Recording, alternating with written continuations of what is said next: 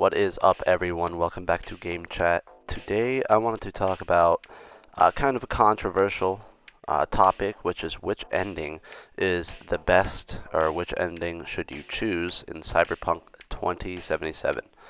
So without further ado, I'm going to jump into kind of the endings. There's about six. I want to first explain kind of my thought process in coming to this primarily what I'm trying to think when I'm thinking which ending is the most canon, which ending makes the most sense for the actual character.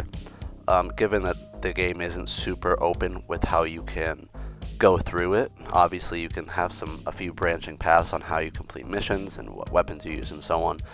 However, there is a little bit of scripted kind of decision making throughout the game, which leads V down a certain path, right? Because you kind of have to get to the ending in this game. With that being said, the thought process is what would make most sense in a cyberpunk world, knowing the lore, having read lore books, having gone over cyberpunk history for a while and being involved in the world. You kind of have to put in the ethos of the cyberpunk world into what's really cyberpunk about each ending, and in that terms, what's going to be best for a super mercenary, which is pretty much V, that is doing literally the most insane things of the modern time. What's going to be best for that character to end on, because we're talking about endings here, right? So obviously there's going to be spoilers here, and I'm going to jump into the spoilers now. With the first ending, it's the path of least resistance. That one, we're just going to take that one out now because that's not going to be the most cyberpunk ending. That's not going to be the best ending that you can choose as a cyberpunk, as a mercenary in Night City. For obvious reasons, it's just kind of an easy ending. I'm also going to delete out of the conversation the optional ending where you as a individual player stop playing the game and you unlock the secret ending of finishing the game early because you stopped. So that one's also out of there. That's not very lore friendly either. So now we're going to jump into the Where Is My Mind ending, which of course has variations based off of if you save Takamura or not.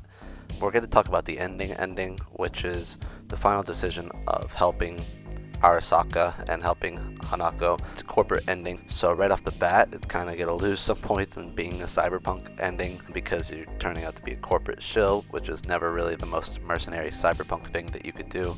However, it is part of the cyberpunk world. Really what the main choice here is signing a contract with them to either put yourself into Mikoshi until hopefully that they could save you in the future, which is one of the options, one of the few options of actually living in this game. That's pretty safe in terms of 5 million years in the future they might save me. The other option is not signing the contract and going back to Earth and dying inevitably, or maybe not, of course, epilogue wise or whatever lore you want to create for if you live afterwards. But that's pretty much the gist of this ending. Is you go corporate and you have the option to go into the Mikoshi, which of course Johnny says is like the worst thing possible, but you could do that and you could live. Now that's a ending that preserves your life, yes. However, in terms of is it a good ending, is it a cyberpunk ending, I don't believe so, and we'll talk about that at the very end of the video. So now we have All Along the Watchtower, or Pan Am's ending, which is a very tantalizing choice. I actually picked it my first playthrough. You can call Pan Am and ask the Aldecados or the Nomads for help, so obviously very lore friendly if you're playing as a Nomad, and it is pretty high up there on the cyberpunk list of ways to go out. So pretty much you and the Aldecados storm into Arasaka and completely complete the mission together, and afterwards you're alive, and you and Pan Am and the Aldecados go off to Arizona to hopefully meet a guy who knows how to save you. So in terms of a cyberpunk ending, a lore friendly one, something that an actual mercenary cyberpunker would do, this is pretty high up there. This is, I would say it's a really good choice, lore friendly wise. I don't know if it's the best choice.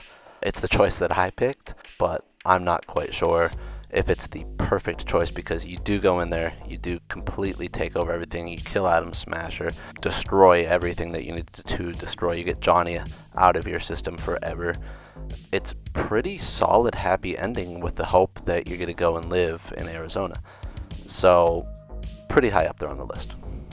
So, now that leads us to our New Dawn Fades ending, which pretty much this is you give Johnny control of your body. So whatever ending you choose, you let Johnny take over, and you get a special ending where you stuff as Johnny. And that's pretty much the ending there in terms of how cyberpunk it is. If it's a good ending, probably neither. I guess if you completed the mission successfully in one way or another, being Johnny Silverhand is probably the most cyberpunk thing that you could do. So it's an option. There's definitely an argument to be made there. However, I don't think that it's the best for V or the actual character in terms of what the whole game has been about. So now we're going to go into the Path of Glory ending, and as you can tell by the name of it itself, it's almost hinted at by the devs that this is the most cyberpunk thing you could do. As mentioned by Jackie at the beginning of the game, referenced by Dexter Deshawn as well, going out in a blaze of glory like Johnny Silverhand even did, is definitely the most cyberpunk thing that you can do in the cyberpunk universe. This involves you and Rogue storming the Arasaka Tower, or you and Johnny storming the Arasaka Tower. So there are two separate kind of paths that you can take. You can give Johnny and Rogue control of it. You and Johnny can go. You and Rogue can go. However, it does end with you being pretty much this super legendary mercenary, the Path of Glory, right? And I think that this is going to have to be by far the most cyberpunk, and because of that, lore-friendly and appropriate ending to Cyberpunk 2077. If you're watching the video in the background, you're going to see clips of you having this mega mansion with a secret ending. You and Pan Am in this referenced video are living there. You're going out to do this one final gig in space. You're going out to do a space gig, robbing a super casino, and if you do it successfully, you have a chance of living afterwards. Now, if you choose the ending where Rogue dies, you're actually in charge of the afterlife, which is the most legendary thing you can do in Night City pretty much. And on top of that, you're still doing this other mission that could save your life. There's also the option that Rogue lives, everybody lives, which I believe is just the best option, especially after doing a little bit of research. Maybe I didn't pick the best thing, because everybody lives if you and Johnny successfully storm Arasaka Tower and destroy Mikoshi. Not only does everybody live, but then you become a Night City legend, you have a chance of redemption, of curing yourself and being even more of a legend, so on and so forth. It seems like it's the most cyberpunk that you could do, while also getting a good ending. If you want to just go on a blaze of glory, it's completely possible. But if we're talking about the best for the character and the best in terms of lore, it's got to be you and Johnny storming Arasaka Tower successfully. Everybody lives. You go on to be the greatest mercenary to ever live, and you could still possibly cure yourself in some future epilogue, whatever you want to call it. That is closely followed by you, Rogue, dying and you being in charge of the afterlife.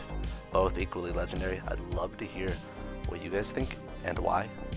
I think it's really important to not just sit here and disagree with me, but tell me why you disagree with me, because it's a controversial take, right? What's more cyberpunk than the other? It's not really up for me to decide, even though I do try to base it off of some sort of lore knowledge. You guys may have way more than me, so I'd like to hear your opinions on everything.